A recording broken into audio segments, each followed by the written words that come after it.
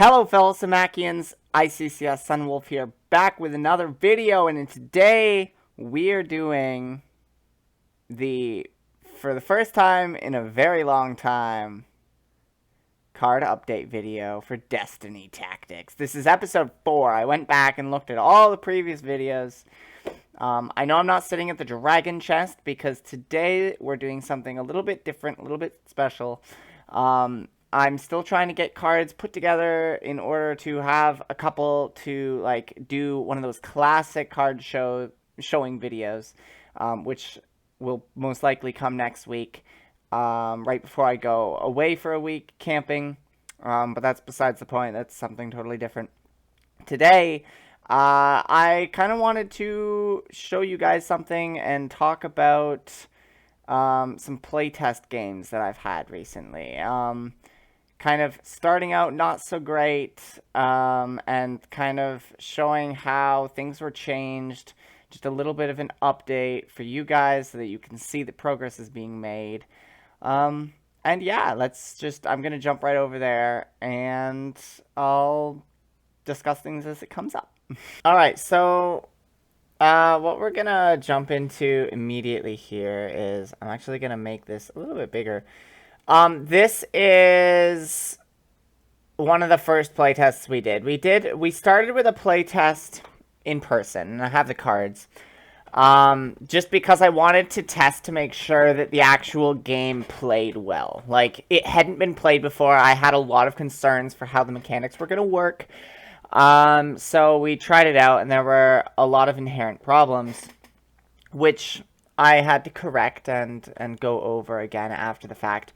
And then we realized that printing the cards, even the way that I did do them, which was type them out and just print off a bunch of square black and white cards, it just wasn't going to cut it. It just was way too time consuming. So I ended up putting stuff on Tabletop Simulator. I used Incarnate, which is a map making website that you can use, like program website. I love it. I enjoy it very much. I use it all the time. But I thought, like, hey, it would be a good idea to throw this together. Plus, it gave me an easy way to do the hex grid as well. So I just drew up the boards, which I had already built in person again. I just copied everything over, and then there we go. So if this is your first time seeing this, I realize that was a tangent. This is a strategy TCG with a board. You choose what board you want to use. Right now, at least planned, there's 4 factions, and each faction will have a board that is kind of specially designed around what that faction's strategic ideal is, as well as there will be 1 card per faction that has an alternate win con. Now, the game that you're looking at now, what was so wrong with it is you're seeing my side of the board here, which just has all tons of cards, which I'll explain exactly what's going on once we get to the newer rendition. Not that those card types have changed, it's just this is the middle of a game, so it'll be hard to point out everything. But what happened here is the goal of the game was to march your units across the board and destroy the enemy's capital city or whatever city they choose to start with. In this case, because I don't have that many cards printed, you see the drawn card on the very bottom of the board, the desert. There's a desert city there. That's the Iron Claw capital. So the idea is to reach that. Now, I'm playing a very defensive deck here. I built a very defensive deck built around cards that get stronger when you play building cards. Again, I'll explain all this later.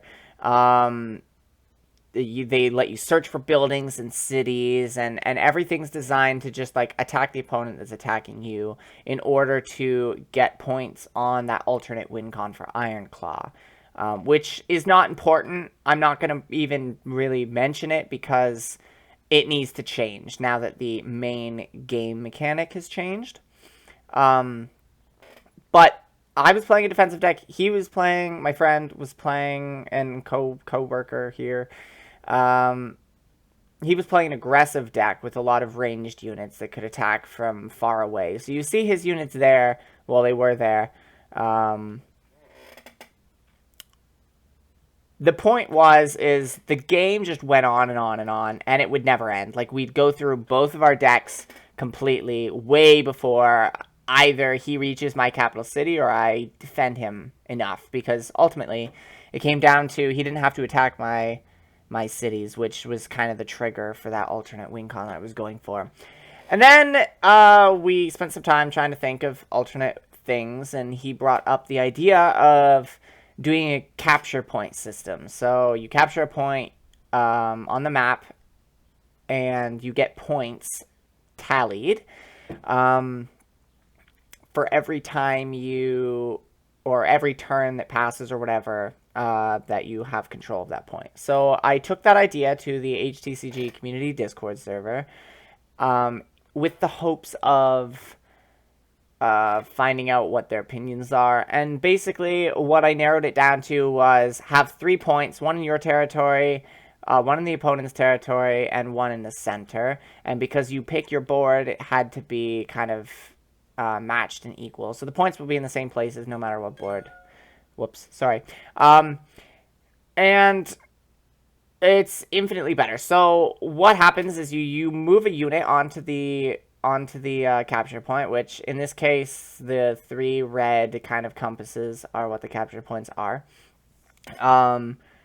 If a card ends its turn there, you capture it, and then in this current game that you're watching, we were collecting points at the end of the turn, which it seemed a little bit too fast, so we changed that in another game just a little bit further on in the video, to being you get the points at the start of your turn, so your opponent can actually like react to what happened and try to overcome you. But you see, his aggressive deck this time, he actually got to the center point way faster than what I was capable of doing, which was very good for him. Now, in the end, and I think I edited this down so that there isn't much shown of it, because there's a lot of footage to go through. But I ended up building up too much of a defense for him to handle. He ran out of steam. I pushed back with a couple of broken cards that need to be fixed, and I was able to recapture the center, pass him in point total, and win. Right now, the point total we were playing 2 was 15. 15 was a win. So what you're looking at, and I know it's kind of zoomed out and awkward, but what you're looking at is a bunch of blank cards. There's no art. I'm working on it. That's kind of what I'm trying to get to show you guys video at another time. But there's different building types, or different card types, rather. So there's city cards, which I actually conveniently pull up right there. Kirinor Fortress. City cards basically allow you to use the resource tiles that are on the board. So you see the resource tiles. There are 3 generics, which are gold coins, metal, which are the little anvils, and ether. Coming back, ether again. My magic substance is the potion bottle, the purple potion bottle. And then for the Ironclaw Pact, they have Sandalicum, which are the like sandy golden bars that are on there. There's a couple tiles there. Each faction will have a unique resource. So Sandalicum is the Ironclaw's unique resource. So the idea is most of the cards in the game will cost something. So the units cost different resources. And in order to access those resources, you need to play cities 2 tiles. So you can actually have access to the resources that are next to that city. This is all hard to explain without actually looking in depth. And once we're further down the line, we have more things concretely like put into place, I'll make a video to show you guys how to play and show you guys how everything works, because it's there's a lot of things going on. It's a lot to take in, and even this, we kind of bumble around and we're fairly slow with things because we're talking it through and talking through different things that need to be changed. But you play cities in order to then play units. There are building cards which you play outside of cities. You can just play them to tiles, and they kind of change the tiles. So some of them add a resource. Some of them allow you to do different things. There's like a spy card that lets you see what the top card of your opponent's deck is. And this is moving on to the second game, it looks like. Yeah, see, I'm playing a card there to the city using those 3 resources. Now, if you have a card, for example, that needs like 3 gold, you can actually stockpile cards. So even if you don't have a city that has access to 3 gold, because there aren't 3 gold tiles next to each other, you just have to wait extra turns for it to come into play. So when we play those cards, we play them sideways, we play them upside down, just to denote how many turns it will take, and we turn it each turn. It collects resources before it enters the battlefield. But yeah, there's, I think, the most footage for this match, because this match is the one where we nailed things down, and I really wanted to stress this point that, you know, we started with those long boards that stretched across the table. People in the Discord pointed out that, you know, reaching across the table was probably not a good thing, so they suggested to do it sideways, so that you'd still sit across the table from each other, but boards would be horizontal, so that you could actually reach and look at the entire board. Which at first looking at it and sitting down to, it seems like an awkward concept that you're slightly off kilter, but at the end of the day, I think it's actually nice that you don't have to reach all the way across and look at what your opponent has done there. So again, what I wanted to stress was it started as something like that, and now it turned into something that, upon testing a new concept, I just drew up a new board, I threw in some capture points, I moved the resources around a little bit. We had fun. We enjoyed this game. You know, being able to move the units around, capture the points, fight for them, getting victory points that were tangible, like progress towards the end of the game. We actually finished both of these games. Both of the games that we played with the capture point system, we were able to complete them, which before that, we weren't able to do. We never actually had finished a game because of how kind of grindy it was. And again, it's still a fairly long game. That's probably because there's still things that need to be tweaked and worked on. But overall, it was enjoyable. So in this second game was interesting because we both spent less time rushing immediately to our first points. We spent some more time building up what we had around our main city there before going out. And once again, he reached the middle before me, I believe. But I rushed up and I placed a city right next to the capture point. You can see it there. I have a unit in the city. Another little time jump just happened there. But what happens in this game is, even though he's got an aggressive deck, because I moved up and I placed that city next to that capture point. No, you know what? I did get the capture point first this game, but he blitzed in. He blitzed in and grabbed it, I remember now, because I'm at more points than him. But no, so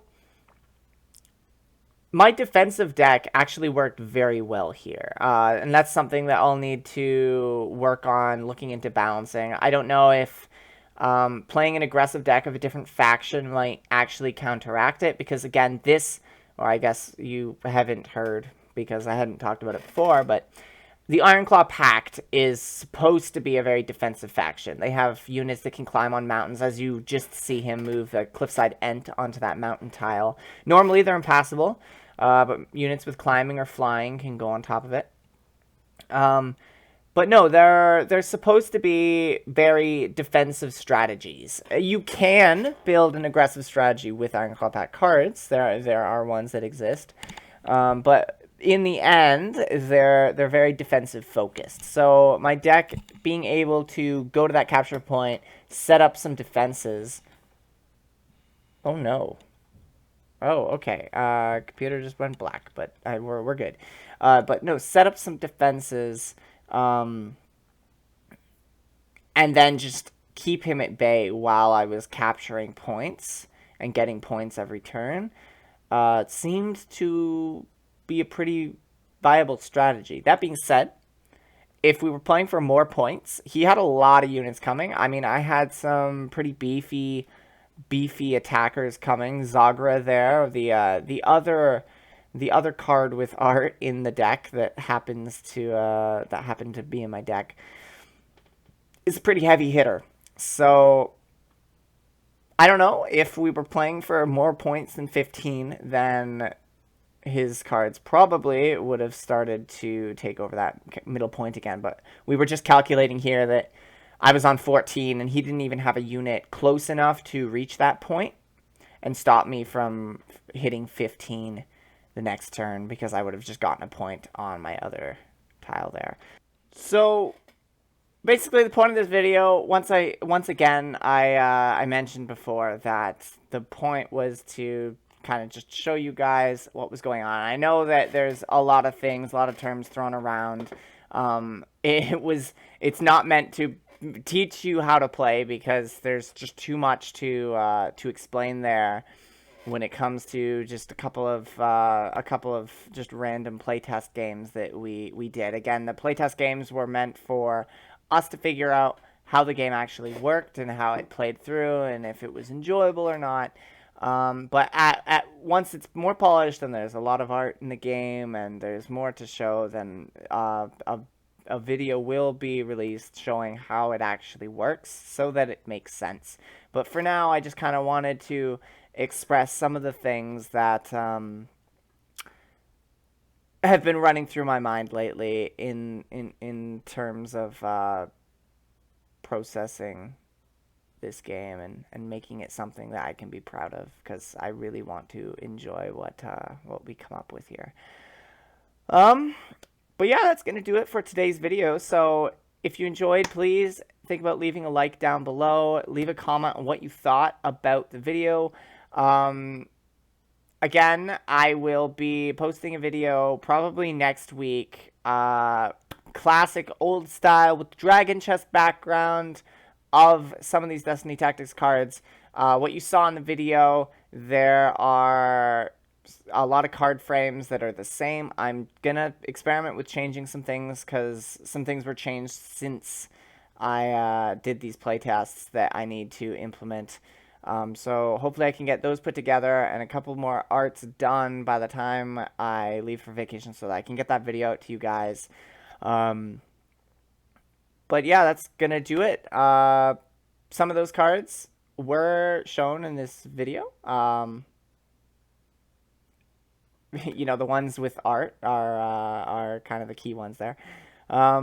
So if you enjoyed, leave a comment below and tell me what you thought. And I hope you did, because this is something that I've been working on for quite a while now, and I'm excited to finally be showing you guys some of what's going on.